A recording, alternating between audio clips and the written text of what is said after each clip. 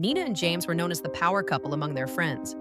They smiled at parties, held hands in public, posted anniversary pictures with poetic captions, but they hadn't touched each other in weeks. Oh, shit. James had started sleeping on the couch. Nina stayed late at work almost every night.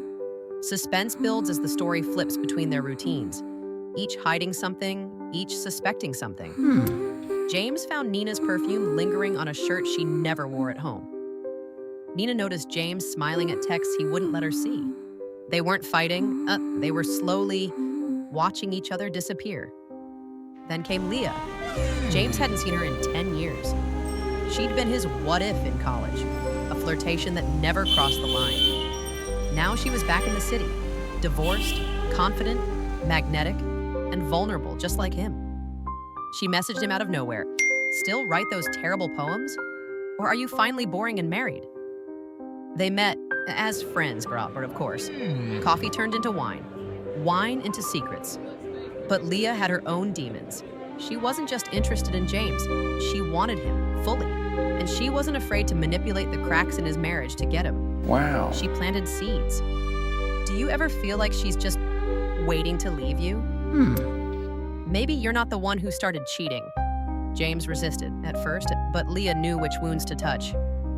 And James gave in. Nice. He crossed the line again and again. But something about it didn't feel like betrayal. It felt like rescue. That's what scared him most. Nina's story ran parallel. She met Eli during a collaborative campaign. A quiet, artistic man with gentle eyes. He didn't flirt. He listened. She found herself sharing things she never even told James. Eli wasn't manipulative. He was available, emotionally. And Nina, starving for connection, mistook comfort for faith. She kissed him. And that kiss led to nights she'd spend staring at the ceiling beside James, wondering who she'd become. Then it all unraveled. James finds a receipt from a hotel in Nina's purse.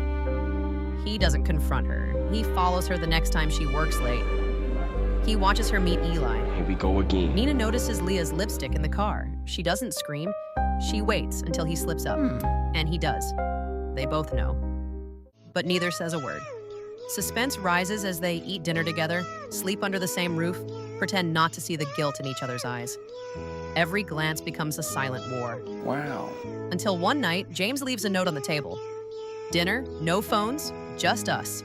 One last time. Nice. Hey, sit across the table. Candlelit, beautifully quiet. Nina finally says, how long has it been with her? James doesn't lie. A few months. How long for you and him? Nina answers, equally honest. Same. They don't cry. They just sit there, like strangers finally removing their masks. James says, I don't think we fell out of love. I think we stopped fighting for it.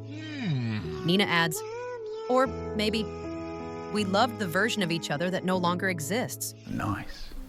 They walk to their old bench in the park. It's cold, still. No holding hands, just silence. Two lovers, two betrayals, two silent screams under one roof.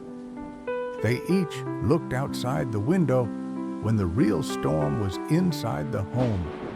But now that the damage is done and all the truths are out, who is to blame? The one who cheated first, the one who pushed the other away, or the love that vanished in between?